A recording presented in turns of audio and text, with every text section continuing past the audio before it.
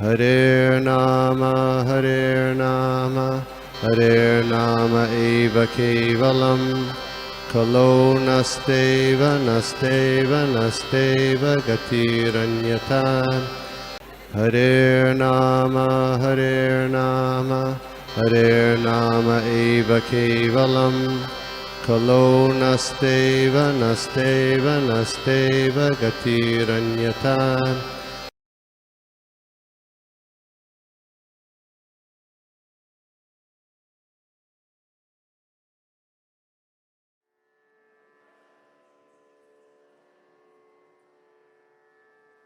ज्ञानतिमिरान्धस्य ज्ञानाञ्जनशलाकया चक्षुरुन्मिलितं येन तस्मै श्रीगुरुवे नमः। श्रीचैतन्यमनोभीष्टं स्थापितं येन भूतले स्वयं रूपा कदा मह्यं ददाति स्वपदान्तिकं।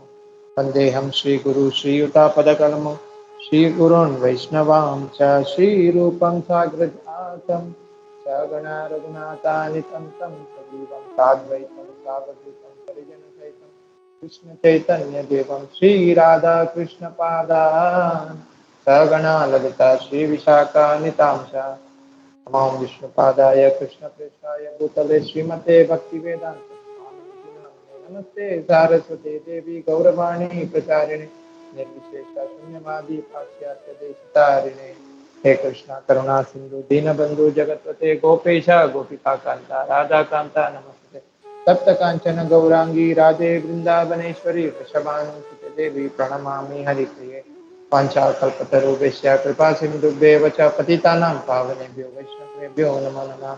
जय श्री कृष्ण चैतन्य प्रभु नित्यानंद श्री अद्वैत गदाधर श्रीवासादि गौरभक्तवृंद हरे कृष्णा कृष्ण कृष्णा हरे हरे हरे राम राम राम हरे हरे हरे कृष्णा कृष्ण कृष्णा हरे हरे हरे राम राम राम हरे हरे हरे कृष्णा कृष्ण कृष्णा हरे हरे हरे राम राम राम हरे हरे। हरे कृष्ण महामंत्र की जय। शिल प्रभुपाद की जय। हरे कृष्णा। तो सभी एकत्र भक्तवृंद की जय।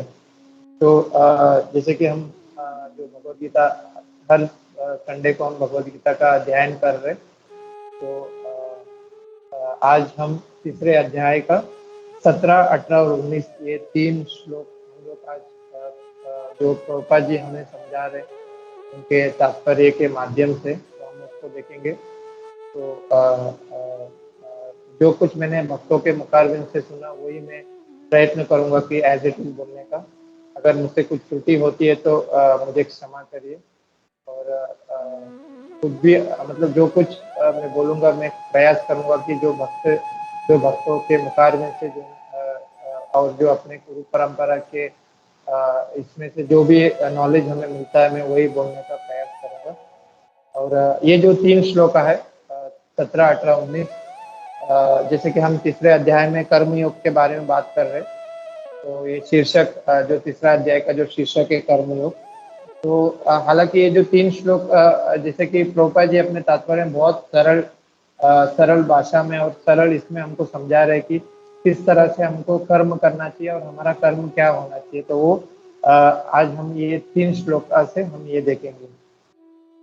तो जैसे कि आज का जो श्लोक है जैसे कि हम 17वां श्लोक से अगर स्टार्ट करते हैं तो आज का जो श्लोक में भगवान यहाँ पे निष्काम योग का ज्ञान देने के लिए ज्ञान हमें दे रहे हैं। निष्काम योग हमें किस तरह करना चाहिए और निष्काम योग क्या है। तो अगर हम आज का जो श्लोक है उससे अगर स्टार्ट करने से पहले अगर हम रिकैप करने जाते हैं ताकि हम वो लिंक बनाए रखें कि हम क्या पढ़ रहे हैं। तो जब हम इस अध्याय को स्टार्ट किया था तो इस अध्याय के एक दिन मतलब प्रथम श्लोक में अर्जुन भगवान कृष्ण को प्रश्न पूछते हैं कि अर्जुन प्रश्न करते हैं कि हे कृष्ण आप यदि बुद्धि को सकाम कर्म से श्रेष्ठ समझते हो तो मुझे युद्ध के कार्य में क्यों लगाना चाहते हो। और आपके जो आदेश है जैसे कि हमने दूसरे अध्याय में देखा था कि भगवान ने अर्जुन को बहुत सारे आदेश दिए। तो वही अर्जुन यहाँ पे भगवान को पूछ रहे कि आपके आदेश से मेरा बुद्धि मोहित हो चुका है। तो इसलिए मैं क्या करूं, या कर्म करूं या मैं अनासक्त रहकर अनासक्त रहूं। तो ये मतलब अर्जुन का ये प्रश्न था। और वही प्रश्न का उत्तर भगवान ने फिर दूसरे श्लोक से उन्होंने भगवान ने स्टार्ट किया तीसरे अध्याय में। तो यहाँ पे भगवान कृष्ण अपना जो ओपिनियन है कर्म योग का जो ज्ञान है वो देने का यहाँ पे शुरू करते हैं, ये जो तीसरे अध्याय में। तो जैसे कि जो कर्म जैसे कि भगवान यहाँ पे बोलते हैं कि जो कर्म ज्ञान और वैराग्य के संयुक्त से किया हुआ कर्म क्या है, वो श्रेष्ठ कर्म है। जैसे कि कर्म भी करना है और वो कर्म कैसा होना चाहिए, उसमें कोई अटैचमेंट नहीं होना चाहिए, वो वैराग्य होना चाहिए उसमें। तो ये जो कर्म है उसको हम लोग श्रेष्ठ मानते हैं, वो भगवान यहाँ पे बोलते हैं। फिर आगे जब हम तीसरे से 9वें श्लोक में जाते हैं तो भगवान यहाँ पे निष्काम कर्म का चर्चा करते हैं कि निष्काम कर्म से आत्मा की शुद्धि होती है और वो वैराग्य उनके अंदर उत्पन्न हो जाता है। कि हम जब भी तीसरे से 9वें श्लोक में भगवान ये बता रहे हैं अर्जुन को, कि अर्जुन के माध्यम से हमें ये समझाते हैं कि जब हम निष्काम कर्म करते हैं, मतलब हमारे जो कर्म है उसमें कोई भी कामना नहीं रहती है, तो वो कर्म से हम क्या होता था कि हमारी आत्मा जो है शुद्धि हो जाती है और हम वैराग्य की तरफ हम लोग चले जाते हैं। वैराग्य की तरफ हमारी जो सोच है वो वैराग्य के तरफ होती है, और हमारे जो सोच से हमारे अंदर वैराग्य उत्पन्न होता है जब हम निष्काम कर्म करने लगते हैं। तो तीसरे श्लोक से 9वें श्लोक तक भगवान यहाँ पे बताते हैं। फिर 9वें श्लोक में भगवान ये बताते हैं कि आप जो कर्म के ज्ञान के रूप में जब हम जो भी कर्म हम करते हैं तो वो कर्म हमें क्या करना है कि हमें भगवान विष्णु को अर्पण करना है। और जब हम ऐसा करते हैं, जब हम हमारे कर्मों को हम भगवान विष्णु को अर्पण करते हैं, भगवान को अर्पण करते हैं, तो हमें कोई भी कर्म बंधन नहीं लगता है। और जब हम ऐसा कार्य नहीं करते हैं तो हमें क्या होगा कि हम वो कर्म बंधन में फंस जाएंगे। तो यह भगवान 9वें श्लोक में बताते हैं। फिर हम 10वें से 16 जो 16 श्लोक है, 10वें से 16 श्लोक तक भगवान यहाँ पे कर्म कांड के बारे में भी चर्चा करते हैं कि कर्म कांड से कर्म योग की चर्चा यहाँ पे 10वें से 16 श्लोक तक करते हैं। तो यहाँ पे बताते हैं कि अगर हम अनासक्त से अगर हम कर्म नहीं कर सकते, अगर हम ऐसा कर नहीं सकते कि अगर हम ये जो आसक्ति को छोड़कर अगर हम नहीं कर पा रहे हो कर्म को, तो एटलीस्ट हमें क्या करना चाहिए कि वेदों में जिस तरह बताया हुआ है उसके हिसाब से हमें कर्म कांड का मार्ग अपनाओ। ताकि क्या होगा कि हम इससे क्या होगा कि हम भगवान कृष्ण को अर्पण कर सकते हैं। मतलब यहाँ पे हम 10वें से 16 श्लोक तक भगवान यही बता रहे कि अगर ये नहीं हो पा रहा है, कि हमें ये आसक्ति छूट नहीं पा रही है, मतलब अनासक्त होकर अगर हम कर्म नहीं कर पा रहे, तो जो शास्त्र में बताते हैं उसके हिसाब से आप वो कर्म करो। जैसे कि यज्ञ करना, यज्ञ क्यों करते हैं हम? यज्ञ से हम भगवान को तृप्ति करते हैं। तो अगर जब हम शास्त्र के हिसाब से जब हम कर्म करते हैं तो क्या होगा कि हम भगवान कृष्ण को वहाँ पे हम भगवान कृष्ण को अर्पण करके जो भी कर्म करते हैं तो एटलीस्ट वो करना चाहिए, ऐसा भगवान हम अर्जुन के माध्यम से हमें समझाते हैं। फिर जो आज का जो श्लोक है, जैसे कि हम ये जो 17वां श्लोक से हम आगे जब हम एटलीस्ट 35 श्लोक तक हम क्या करेंगे कि ये जो अभी थोड़ा भगवान यहाँ पे थोड़ा सा लाइन चेंज कर रहे हैं और यहाँ पे वो बताते हैं कि 17वें से 35 श्लोक की ये जो कर्म है वो कैसा है, निष्काम कर्म पर आधारित है। मतलब निष्काम कर्म किस तरह हमें करना है। और यहाँ पे बताते हैं कि जिससे क्या होगा, जब हम निष्काम कर्म करते हैं तो उससे क्या होगा कि हम कृष्ण भावनामृत में जो भी हम कार्य करते हैं उससे क्या होगा कि जो भी हम सेवा करते हैं उससे हम मतलब हम भक्ति में आगे बढ़ते जाएंगे।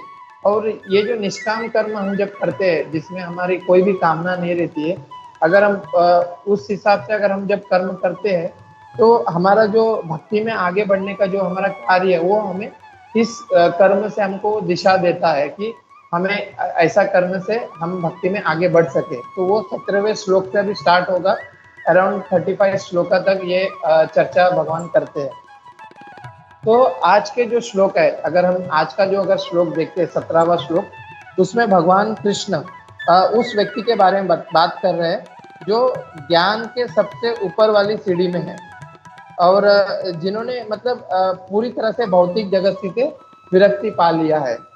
अगर हम श्लोक स्टार्ट करने से पहले अगर हम देखेंगे कि अगर हम वो जो सीढ़ी जो है, अगर हम देखते हैं एकदम नीचे लेवल में क्या आता है कि विकर्म। हम जो अगर कर्म का अगर हम सीढ़ी देखते हैं तो एकदम नीचे लेवल में विकर्म आता है। विकर्म क्या है? मतलब जो हमें नहीं करना चाहिए वो कार्य अगर हम करते हैं तो उसको क्या कहते हैं? विकर्म। और उसके ऊपर क्या होता है कि उसके ऊपर वाला क्या सीढ़ी है? कर्मकांड। कर्मकांड जैसे कि हम देवी देवता को प्रसन्न करना, उसकी उपासना करना, और जैसे कि बहुत सारे मतलब हमारे जो शास्त्र में बताते हैं ऐसे कर्म कांड के, जैसे हम यज्ञ करते हैं और देवी देवता को प्रसन्न करते हैं जिससे हमको उनसे कुछ प्राप्त करने का होता है, वो दूसरा सीढ़ी है। और उसके ऊपर क्या है? कर्मयोग। मतलब भगवान से कॉन्सेप्ट है, मतलब भगवान की सेवा, भगवान ने जैसा कहा है उसके हिसाब से हम जब कार्य करते हैं तो वो क्या है? वो तीसरी सीढ़ी है, कर्मयोग। और उसके ऊपर क्या है? ज्ञान योग। मतलब ये जो ज्ञान योग क्या है? निष्काम कर्म। मतलब उनके अंदर कोई भी मतलब ऐसा कोई ऐसा कामना नहीं है जिससे वो कुछ प्राप्त करे। ऐसा कोई कामना ना करते हुए अगर कोई कर्म करता है तो ज्ञान योग के स्तर पर रहता है, तो वो उससे ऊपर वाली सीढ़ी है। तो आज जो हम बात कर रहे हैं, ये हम जो कर्म योग है, जो तीसरी सीढ़ी है, उसके ऊपर बात कर रहे हैं कि जो भगवान कहते हैं मतलब उसको हम पालन करना है, जो भगवान कहते हैं। तो अगर हम आज का जो श्लोक देखेंगे तो जो 17वां श्लोक है उसमें क्या बोलते हैं भगवान? यस्त्वात्मा रतिरेव स्यात् आत्मा तृप्तश्च मानव आत्मनि एव च संतस्तः तस्य कर्माण विद्यते। ट्रांसलेशन श्रील प्रभुपाद द्वारा। श्रील प्रभुपाद की जय। यहाँ पे प्रभुपाद जी ट्रांसलेशन में ये कहते हैं कि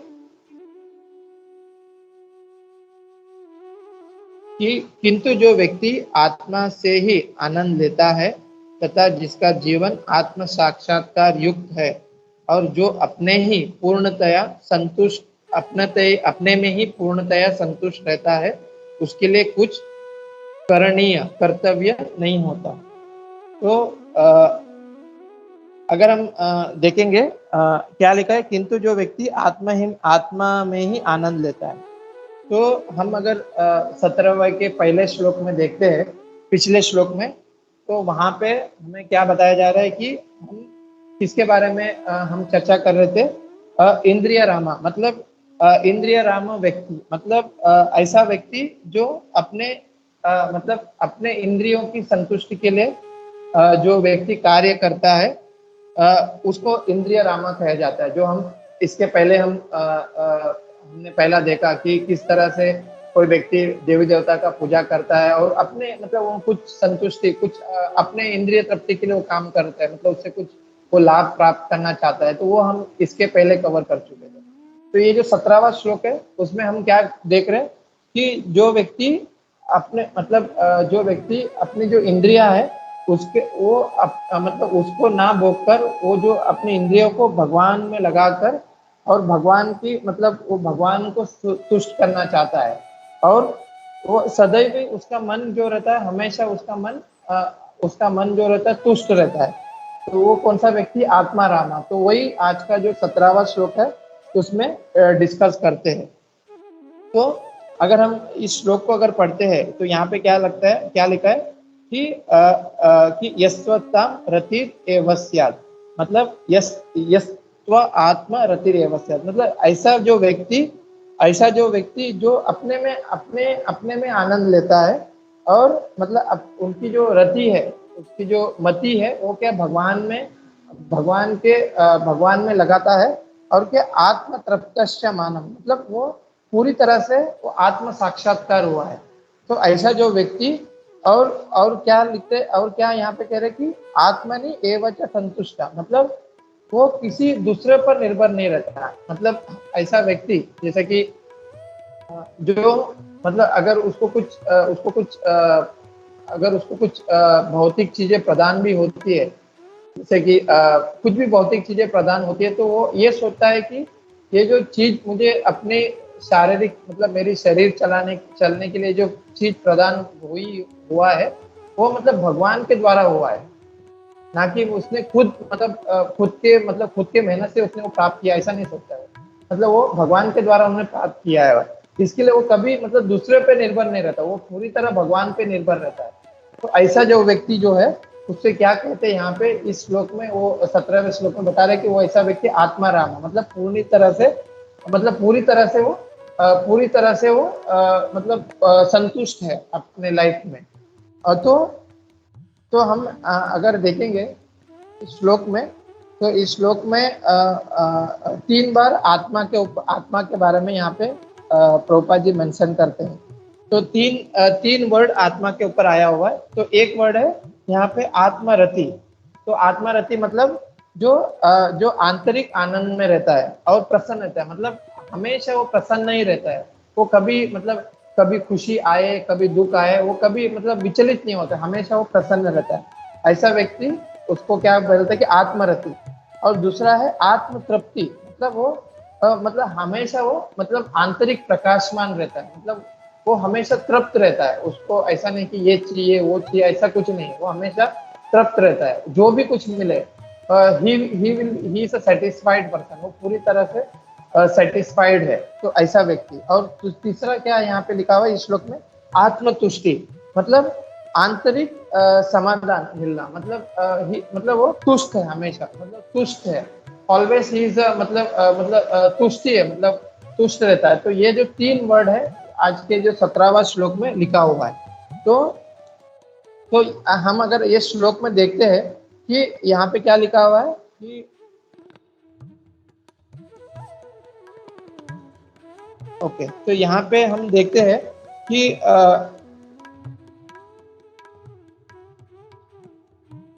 ओके, तो यहाँ पे ये लिखते हैं कि हमने अगर पिछला श्लोक देखते हैं, पिछले श्लोक में हमने क्या देखा था कि जब भी कुछ हमें ये जो भौतिक चीजों की जब प्राप्ति होती है, तो हम क्या करते हैं कि मतलब देवताओं द्वारा, मतलब हम देवी देवताओं का उपासक करके हम वो प्राप्त करने का कोशिश करते हैं। पर ये जो आत्मा रामा जो है, हम जो भागवतम में भी इसके ऊपर काफी सारी चर्चा की थी कि आत्मा रामश्च मुने, ये हमेशा मतलब पूरी तरह से भगवान के ऊपर निर्भर है। ऐसा कभी नहीं सोचेगा कि मतलब मुझे ये देवताओं से अगर मैं इसको पूजा करता हूँ तो मुझे ये लाभ मिलेगा, ऐसा कभी नहीं सोचेगा। वो पूरी तरह से भगवान के ऊपर निर्भर रहता है और वो हमेशा आनंद ही आनंद रहता है। और हम इसको अगर देखे जाएंगे कि ना प्रभुपाद जी किस तरह से ये बताते हैं अपने तात्पर्य में, तो प्रभुपाद जी ये बताते हैं कि अपने तात्पर्य में कि जो व्यक्ति पूर्णतया कृष्ण भावनामृत है और अपने कृष्ण भावनामृत के कार्यों से पूर्णतया संतुष्ट रहता है, तो उसे कुछ भी नियत कर्म नहीं करना होता। तो यहाँ पे हम देखते हैं कि पूर्णतया, ये बहुत इंपॉर्टेंट वर्ड है, बिकॉज प्रभुपाद जी ऐसा बता रहे हैं कि वैसा व्यक्ति को कोई कर्म नहीं करना होता है। तो हम कभी ऐसा नहीं सोचना, मतलब हम अगर हमारे माइंड में ये आ सकता है कि भगवान यहाँ पे या प्रभुपाद जी यहाँ पे स्वयं बोल रहे हैं कि जो भक्ति करता है उसे कोई कर्म करने की जरूरत नहीं होता है, पर यहाँ पे वो प्रभुपाद जी वर्ड लिखते हैं कि पूर्णतया। तो हमें ये सोचना चाहिए कि क्या हम 24 आवर्स भगवान की भक्ति या भगवान की सेवा कर रहे हैं, या हमारा जो सोच है हमारी जो सोच है वो पूरी तरह से भगवान के और या भगवान के चरणारविंद में है। वो अगर वो नहीं है तो उसके लिए पूर्णतया वर्ड यहाँ पे यूज किया हुआ है कि जब हम वो स्थिति में नहीं आते, मैच्योर्ड, मतलब हम भक्ति में वो मैच्योरिटी स्थिति में नहीं आते, तो हमारा जब हम पूरी 24 आवर्स हम जब भगवान को मतलब भगवान में अपना मन नहीं लगाते, तो अपना जो स्वधर्म है वो तो हमें करना ही है। जैसे कि दो तरह के स्तर होते हैं। एक तो हम शरीर के स्तर पर हम कार्य करते हैं और एक आत्मा के स्तर पर कार्य करते हैं। तो यहाँ पे हमें इसके लिए नहीं बता रहे, प्रभुपाद जी ये नहीं बता रहे कि हम हमारा जो कार्य को छोड़ दे, नहीं। प्रभुपाद जी ये किनको रेफर कर रहे हैं कि जो पूर्णतया जो 24 आवर्स मतलब भगवान कृष्ण का ही चिंतन करता है और सिर्फ भगवान में कार्य में लगा रहता है, तो उसको कोई कर्तव्य करने की जरूरत नहीं है। तो ये यहाँ पे प्रभुपाद जी यहाँ पे उनके तात्पर्य में बताते हैं। और आगे प्रभुपाद जी ये कहते हैं कि कृष्ण भावनान्वित होने के कारण उसके हृदय का सारा मैल तुरंत धुल जाता है, जो हजारों हजारों यज्ञों को संपन्न करने पर भी संभव नहीं हो पाता। तो यहाँ पे प्रभुपाद जी ये बताते हैं कि जो लोग मतलब हजारों यज्ञों को संपन्न करने से वो लोग ये यज्ञ इसके लिए संपन्न करते हैं ताकि उनके अंदर वो जो मैल है या उनके जो मतलब वो कुछ मतलब उनके अंदर जो मैल है वो पूरा वो उतना मिट नहीं सकता है अगर अगर सिर्फ और सिर्फ कृष्ण भावनामृत में आके वो सिर्फ हरिनाम, जब वो हरे कृष्ण महामंत्र का जप करता है, हरे कृष्ण कृष्ण कृष्ण हरे हरे, हरे राम राम राम हरे हरे, जब वो सिर्फ और सिर्फ अगर उसने समझो कि सिर्फ जप भी कर लिया, हरे कृष्ण महामंत्र का जप किया, तो ऑटोमेटिकली वो रियलाइज हो जाता है। जैसे कि हम चैतन्य महाप्रभु क्या कहते हैं अपने शिष्टाष्टकम में, चेतो दर्पण मार्जनम भव महादावग्नि निर्वापणम। तो हमें क्या करना है कि जब हम हरे कृष्ण महामंत्र का जप करते हैं तो प्रभुपाद जी क्या बोल रहे हैं कि यहाँ पे हमारे जो इतने इतने जन्मों जन्मों का जो धूल है, जो हमारे जो चित्त में जो धूल जमा हुआ है, वो हम क्या करेंगे धीरे धीरे करके हरे कृष्ण महामंत्र का जप के द्वारा हम उसको क्लीन कर पाएंगे। तो वो यहाँ पे प्रभुपाद जी बता रहे हैं। तो ऐसा नहीं कि ये मतलब कोई भी व्यक्ति हरे कृष्ण महामंत्र का जब अगर कोई भी व्यक्ति करता है तो ऑटोमेटिकली ही विल बी रियलाइज, थोड़े समय के बाद उसको रियलाइजेशन ऑटोमेटिकली आ जाएगा जब वो हरे कृष्ण महामंत्र का जप करेगा और धीरे धीरे वो क्या होगा आध्यात्मिक में प्रगति कर पाएंगे।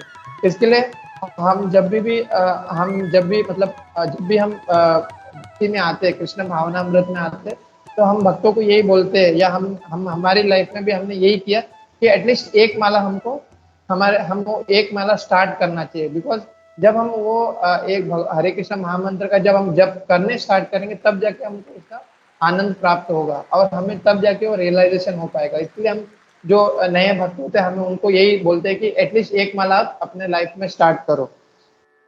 तो फिर यहाँ पे प्रभुपाद जी आगे क्या बोल रहे हैं अपने तात्पर्य में कि इस प्रकार चेतना के शुद्ध होने से मनुष्य परमेश्वर के साथ अपना संबंध के प्रति पूर्णतया आश्वस्त हो जाता है। तो इस तरह से जब कोई भगवान का नाम लेता है तो जो जीव का जो स्वरूप है कि जीवेर स्वरूप हो कृष्ण नित्यदास, तो जो जीव का स्वरूप है कि एक आत्मा और परमात्मा, मतलब एक जीव का जो स्वरूप है कि जीव का क्या कार्य है कि भगवान की सेवा करना, तो वो उसको पता चल जाता है जब वो भक्ति में अग्रसर होता है, जब वो जप करता है, जब साधुओं का भक्तों का एसोसिएशन करता है और भगवत गीता भागवतम का जब पाठ करता है, तब जाके वो जो भगवान और उसका जो रिलेशनशिप है उसको पता चल जाता है।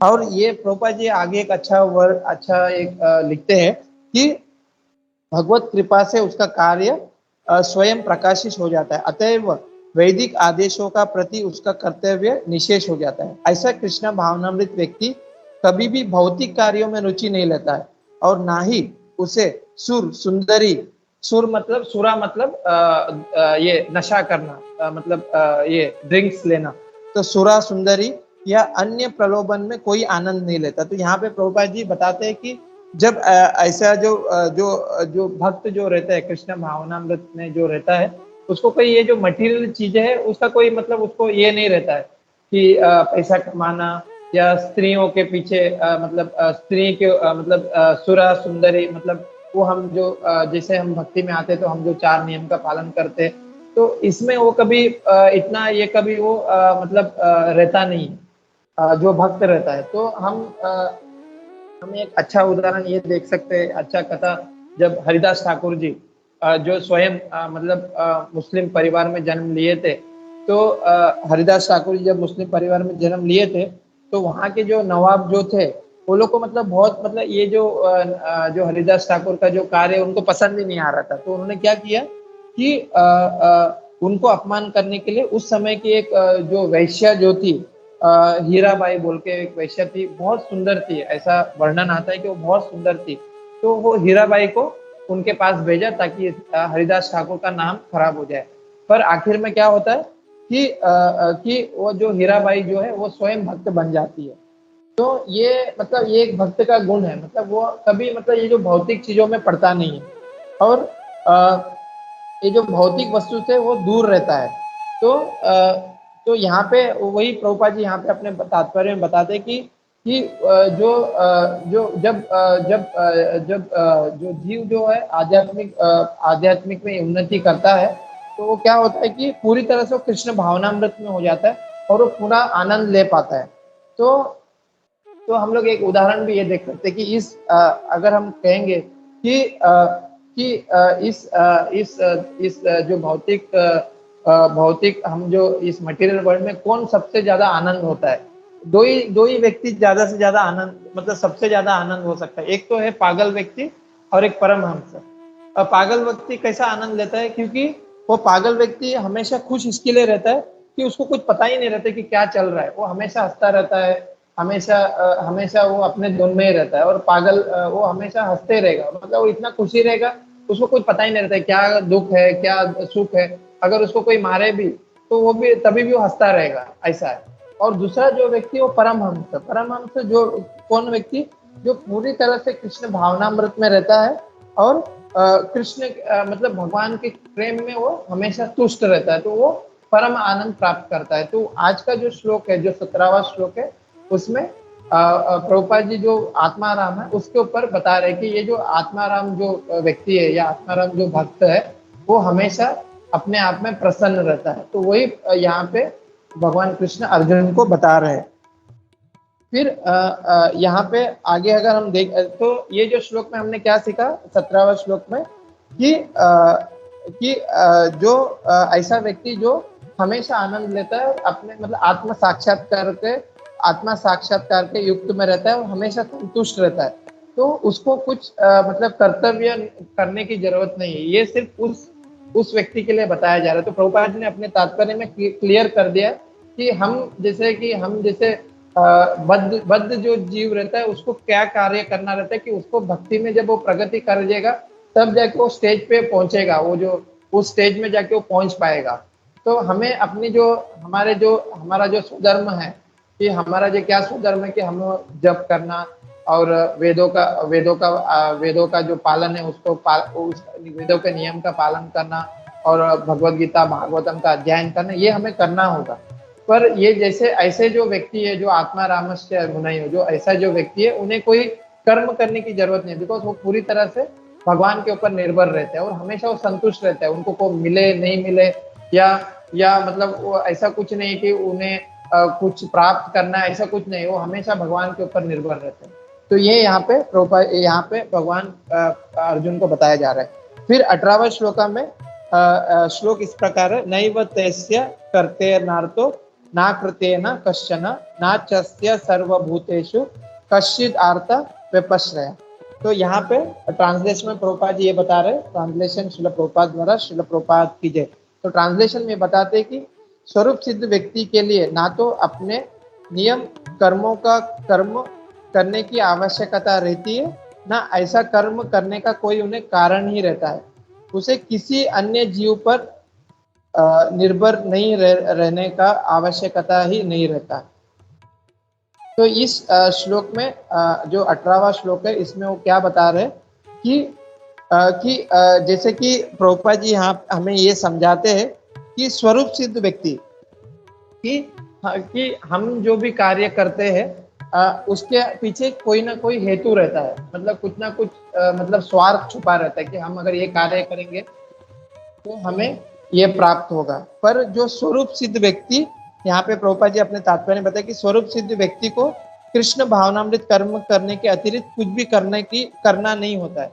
वो मतलब पूरी तरह से मतलब वो यहाँ पे ये बता रहे कि वो पूरी तरह से मतलब भगवान की तृप्ति के लिए वो कार्य करता है और वो पूरे वो हमेशा वो आत्मतुष्ट रहता है, वो कभी शरीर के स्तर पर कार्य नहीं करता है। वो जो भी कार्य करते हैं और मतलब जो भी कार्य करता है वो अपने आत्मा के लिए, कि हमारा जो, क्योंकि लिए हमें पता है कि हम भागवत गीता में क्या सीखते हैं कि हम आत्मा है और हमारा आत्मा का क्या स्वरूप है, कि आत्मा का स्वरूप है कि आत्मा का स्वरूप है जीवेर स्वरूप है कृष्ण नित्यदास।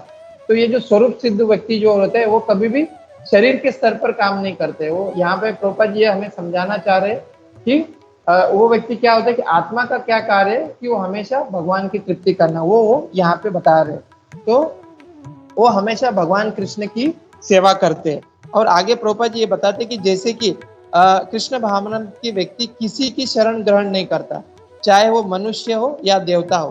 कृष्ण भावनामृत में वह जो करता है वह उसके कर्तव्य संपादन के लिए पर्याप्त है। तो यहाँ पे प्रभुपाद जी बहुत अच्छा बताते हैं कि जो ऐसा जो व्यक्ति, जो स्वरूप सिद्ध व्यक्ति, वो कभी किसी के ऊपर निर्भर नहीं रहता है।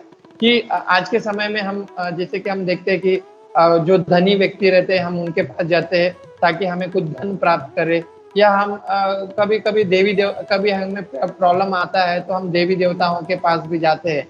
पर जो आत्म सिद्ध व्यक्ति है या पूरी तरह से कृष्ण भावनामृत में रहता है, वो कभी ऐसे ऐसे लोगों के ऊपर निर्भर नहीं रहता है। वो उसको पता है कि उनको पता है कि सर्वस्य चाहम हृदय सन्निविष्टो मथा स्मृतिर ज्ञान अपोवनम। तो उनको ये पता है कि ये जो पूरा जो सृष्टि है ये पूरा किसके ऊपर निर्भर है, भगवान कृष्ण के ऊपर निर्भर है। और भगवान कृष्ण ने ये सब कुछ बनाया हुआ है। भगवान कृष्ण स्वयं भागवत गीता और भागवतम में यही कहते हैं कि वो ये जो भी कुछ किया हुआ है भगवान कृष्ण ने किया हुआ है। तो जो परम ईश्वर जो है, परम ईश्वर जो है वो जो आत्मा स्वरूप सिद्ध व्यक्ति क्या कहते हैं करते, वो जो भगवान कृष्ण पर ही पूरी तरह से निर्भर रहते हैं। वो कभी देवी देवताओं के ऊपर वो उनको रेस्पेक्ट करते हैं, देवी देवताओं को रेस्पेक्ट करते हैं, बट वो कभी भी उनके शरण ग्रहण नहीं करते। या कोई ऐसे मनुष्य के ऊपर वो शरण ग्रहण नहीं करता है कि ये धनी व्यक्ति है, इससे मैं कुछ मतलब इसको कुछ बोल के इससे कुछ पैसा कमा लूंगा, ऐसा कोई उसका कुछ ऐसा कार्य नहीं रहता। वो हमेशा मतलब अपने अपने आप में संतुष्ट रहता है और हमेशा वो मतलब भगवान के ऊपर वो निर्भर रहता है। तो वो हम ये जो 18वां जो श्लोक है उसमें वो बताते हैं भगवान अर्जुन को। फिर आगे ये बता रहे हैं भगवान 19वें श्लोका में कि ये इस श्लोक में बताते हैं कि तस्मासक्तां सततम कार्यम कर्म समाचर असक्तो हि च कर्मो परमाप्नोति पुरुषः। ट्रांसलेशन श्रील प्रभुपाद द्वारा। अतः कर्म फल में आसक्त हुए बिना मनुष्य को अपना कर्तव्य समझकर निरंतर कर्म करना चाहिए, क्योंकि अनासक्त होकर कर्म करने से उसे परब्रह्म की प्राप्ति होती है। तो यहाँ पे आज के ये जो 18वें श्लोक 19वें श्लोक में ये बोल रहे हैं कि हमें हमें क्या करना चाहिए, कि हमें कार्य करना चाहिए। हमें जैसे कि हम वो जो फेमस श्लोक का क्या बोलते हैं कि कर्मण्येवाधिकारः कार्यस्य, मतलब हमें कर्म करना चाहिए, बट कर्म की जो फल है उसको ऊपर कभी हमें ध्यान नहीं देना चाहिए। जैसे कि हम अगर एक सामान्य एग्जांपल ले कि अगर कोई बच्चा अगर उसको कोई परीक्षा देना चाहता है, अगर वो परीक्षा देना चाहता है पर वो ये सोचते रहेगा कि मेरा रिजल्ट कैसा आएगा, मैं पास होऊंगा कि नहीं होऊंगा, अगर ये सोचेगा तो वो कभी अपने जो कर्म जो है वो एग्जाम में कभी वो फोकस नहीं कर पाएगा। तो हमें यहाँ पे वही बताया जा रहा है कि हमें क्या करना चाहिए कि कर्म करना चाहिए, बट जो कर्म का जो फल है वो उसके ऊपर हमें ज्यादा ध्यान नहीं देना चाहिए कि हमें उससे क्या प्राप्त होगा। और उसके लिए प्रभुपाद यहाँ पे बता रहे कि अनासक्त होकर कर्म करने से क्या होगा कि हमें भगवान का हमें प्राप्त होगा, क्योंकि हम जो भी कार्य करते हैं वो भगवान की तुष्टि के लिए करते हैं। तो हम जो भी कार्य करते हैं, हमारा जो भी कार्य है कि हम भगवान को तुष्टि करने के लिए अगर हम उस तरह से अगर हम कार्य करते तो उससे क्या होगा कि हमें भगवान की प्राप्ति होगी। अगर हम ये सोच के करेंगे कि हम ये कार्य करने से मुझे ये फल मिलेगा और अगर मैं भगवान की पूजा करूंगा तो मुझे ये फल मिलेगा, अगर हम ये सोच के करेंगे फिर हम वो कर्म के बंधन में फंस जाएंगे। उसके लिए यहाँ पे भगवान कहते कि कि आपको कर्म करना है, बट कर्म फल की इच्छा नहीं करना है। तभी क्या होगा कि अगर हम जब वो अनासक्त होकर अगर हम कर्म करते हैं कि मुझे सिर्फ और सिर्फ भगवान की सेवा करना है और उनकी संतुष्टि के लिए अगर मुझे ये कार्य करना है, अगर हम ये सोच के करते हैं, तो हम क्या हो गया कि हमें हमें मतलब भगवान की प्रेमा भक्ति हम प्राप्त कर सकते हैं। तो उसको प्रभुपाद जी ने अपने तात्पर्य में बहुत अच्छे से यहाँ पे मेंशन किया हुआ है कि तात्पर्य में ये बताते हैं कि भक्तों के लिए श्री भगवान परम है और निर्विशेषवादी के लिए मुक्ति परम है। जैसे कि हम ये जो भगवत दर्श का हम 3 स्तर देखते हैं। क्या हम देखते हैं कि ब्रह्मेति परमात्मेति भगवान इति सभ्यते। तो ये जो 3 स्टेप है, पहला जो क्या स्टेप है, पर ब्रह्मन, मतलब जो निराकारवादी है, जो भगवान को नहीं मानते, वो सिर्फ ब्रह्मन, पर ब्रह्मन मतलब ब्रह्मन को, मतलब ज्योति को मानते हैं। तो ऐसा जो व्यक्ति जो रहता है। और दूसरा क्या स्टेज है, परमात्मा, मतलब जो परमात्मा के ऊपर जो ध्यान देता है, वैसा वे जो व्यक्ति। और जो तीसरा व्यक्ति क्या है, भगवान, जो भगवान का जो साकार रूप है उसको जो मानता है, वो मतलब असली जो मतलब भगवत प्राप्ति करने का जो असली जो साधन है। हालांकि ये तीनों स्टेज में हम भगवान की प्राप्ति कर सकते हैं, बट ये जो 2 स्टेज है वो आधा अधूरा नॉलेज है। बट हम जब भगवान का जो साक्षात स्वरूप को अगर हम साक्षात स्वरूप को अगर हम पूजा करते हैं, या उनकी अगर भगवान की पूजा करते हैं साक्षात स्वरूप का, तब जाके हमें वो नॉलेज प्राप्त होगा। तो तो यहाँ पे हम एक उदाहरण के तौर पे हम देख सकते हैं कि एक छोटी सी एक कथा आती है। एक व्यक्ति था, वो काली माता का बहुत बड़ा भक्त था और वो हमेशा काली माता को ही मानता था और काली माता का वो भोग लगाता था और जो भी मतलब काली माता को ही पूजा करता था। तो मतलब वो कभी मतलब सत्संग में या वैष्णव का संग नहीं करता था। उसको पता था कि मैं वैष्णव का संग करूंगा तो वो भगवान कृष्ण के बारे में बोलेंगे। तो वो भक्त क्या करता है कि उसकी जो भक्त की जो मम्मी है, एक बार वो वैष्णव संघ में जाता है और वैष्णव के बीच में जाके कथा सुनने के लिए जाती है। तो जब वो जाती है तो वापस आने के टाइम एक भगवान कृष्ण का जो मूर्ति है, भगवान कृष्ण का विग्रह लेके आती है। और विग्रह लेके आके वो क्या करता है कि वो उसकी मम्मी क्या करती है कि जो काली माता जो रखा था, मूर्ति रखा था, उसके बाजू में भगवान कृष्ण के जो विग्रह है उसको रख देती है। तो ये जो भक्त जो था, ये जो काली माता का भक्त था, वो क्या करता है कि एक दिन भोग लगाने के लिए काली माता के सामने वो भोग लगाता है। फिर वो सोचता है कि अरे ये इसके बाजू में तो भगवान कृष्ण भी रुके, उनका विग्रह भी है, तो ये भगवान कृष्ण के लिए तो भोग नहीं है, ये तो काली माता के लिए भोग है। तो वो क्या करता है कि वो 2-3 रूही लेके आता है और भगवान के हाथ बांध देता है और पैर बांध देता है और मुंह में मतलब वो हाथ और ये सब बांध देता है।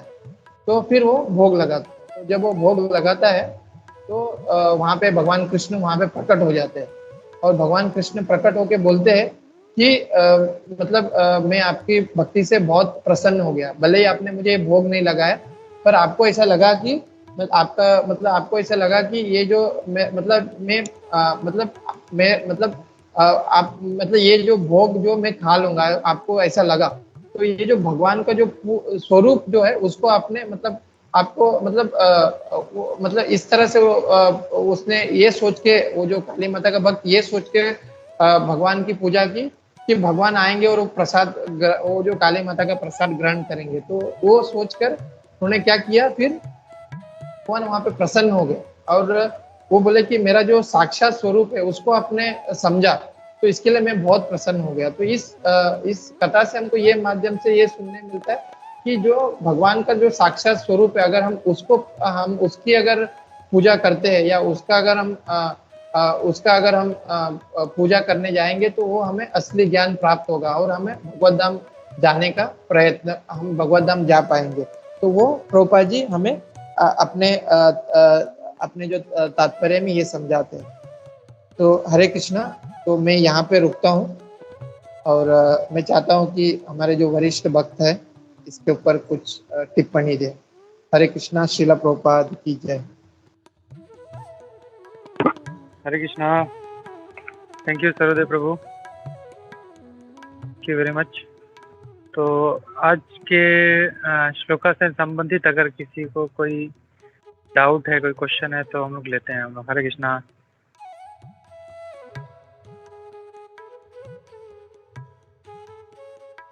हरे कृष्णा। हरे कृष्णा सर्वदेव प्रभु, धन्यवाद प्रणाम।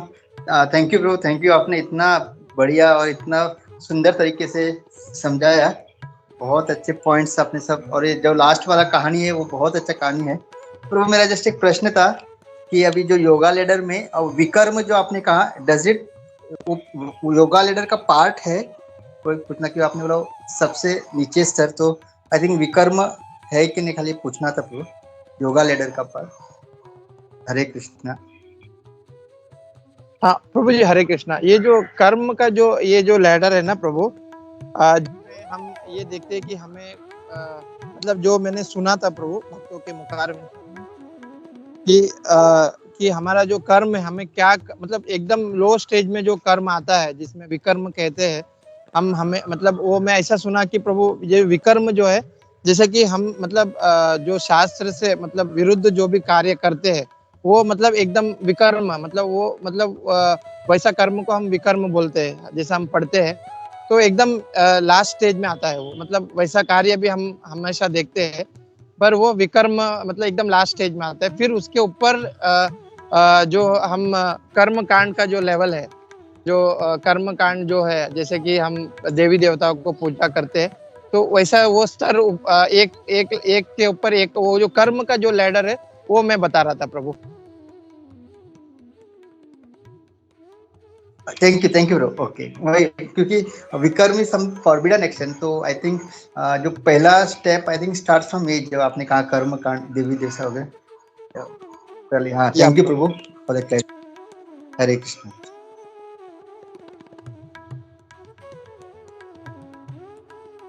हरे कृष्णा। थैंक यू ब्रो, बहुत अच्छा पॉइंट नोटिस किया। एक्चुअली विकर्म जो है वो अपने शास्त्रों में दिया हुआ है, कर्म क्या है विकर्म क्या है, लेकिन जो अपना योगा लैडर है उसमें विकर्म नहीं आता उसमें, क्योंकि कर्म योगा लैडर जो है मतलब it is an ladder to go up. तो अगर लॉजिकली भी देखें तो विकर्म how can it be a part, वो सीढ़ी ऊपर चढ़ने का जो है वो रंग में नहीं आता, वो it's not a part of yoga letter. हाँ, बट शास्त्रों में दिया गया है कि जो अच्छा कर्म है वो उसको कर्म कहा गया, और जो बुरा कर्म है उसको विकर्म कहा गया।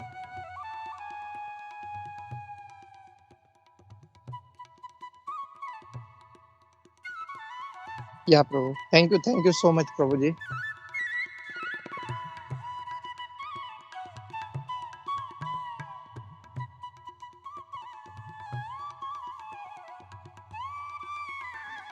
हरे कृष्ण प्रभु जी, सर्वदेव जी बहुत ही अच्छा था। गोपी Munur प्रभु जी, एक I had one question, okay, like regarding this karmas only.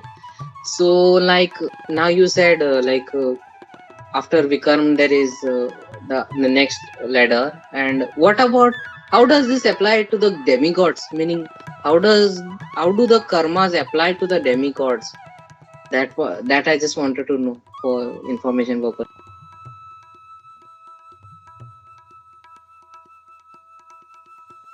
Hare Krishna. Prabhu, I didn't got your question.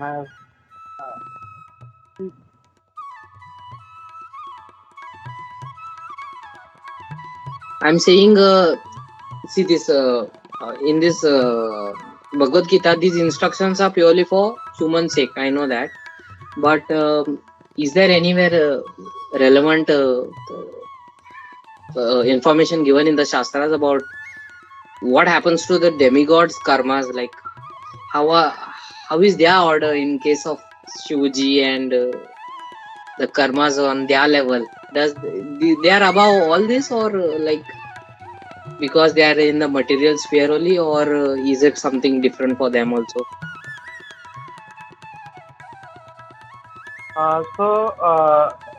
Karmas are for human beings, and you want to know कि मतलब जो कर्म देवी देवताओं के हैं उसमें उसका क्या होता है? आर दे ऑल्सो उनके ऊपर भी ये कर्म का जो है कानून लागू होता है कि नहीं? Correct Pankaj Prabhu? Thank you. Yes, yes, yes, yes. Actually, if you see, basically karma जो है it is especially for human beings, and जितना भी अपने देवी देवता हैं एक्चुअली वो तो they are very very higher, बहुत ही मतलब जो है सभी से ऊंचे हैं ये तो, एंड उनका इंटेलिजेंस भी उतना ही है, इसीलिए उन लोग को ये पोजीशन दिया गया है। तो अगर ऐसा देखा जाए तो मतलब they never commit any wrong activity. हाँ, लेकिन कभी कभी मतलब हम लोग को मतलब सिखाने के लिए मतलब हम लोग देखते हैं कि कभी कभी ब्रह्मा जी गलती करते हैं, कभी इंद्र गलती करते हैं, तो दे आर ऑल्सो पनिश्ड। तो उनको भी जो है मतलब ये होता है, मतलब सजा मिलता है, and they are been corrected. तो नॉर्मली ऐसा करते नहीं, जैसा ह्यूमन बींग्स है वो तो डेली सेकंड्स में गलती करते हैं, वैसे देवी देवता नहीं है, they are very higher being, super intelligent देवता, तो उनसे कभी गलती होता नहीं है उनसे, जनरली ऐसा। बट इन केस ऐसा once in a blue moon कभी जब गलती होता तो they are corrected. Hare Krishna. Hare Krishna Prabhuji. Thank you ji. अगर और किसी का कोई प्रश्न है तो लोग लेते हैं। हरे कृष्णा प्रभु। सर्वदेव प्रभु, मुझे जो आपका लास्ट जो स्टोरी था ना उसका एक बहुत अच्छा पॉइंट लगा प्रभु कि लॉर्ड को हम लोग इवन अगर लॉर्ड भी ना माने, लेकिन if you just accept him that is a person, मतलब उसका भी लॉर्ड हमको कितना बेनिफिट देते हैं, तो वो मेरे को बहुत अच्छा लगा। लॉर्ड इज वेरी मर्सीफुल, मतलब कहाँ थोड़ा भी अगर हम कुछ सही, मतलब just accepting him as a person भी, ही इज वेरी मर्सीफुल, जैसे आपने स्टोरी में हमको बताया। तो thank you for this wonderful story Prabhu. Hare Krishna. Hare Krishna Prabhu. Srila Prabhupada की जय प्रभु।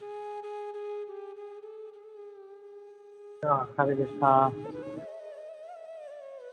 और किसी को कमेंट नहीं है, क्वेश्चन नहीं है, तो हम लोग फिर ये प्रभुपाद लीलामृत लेते हैं हम लोग।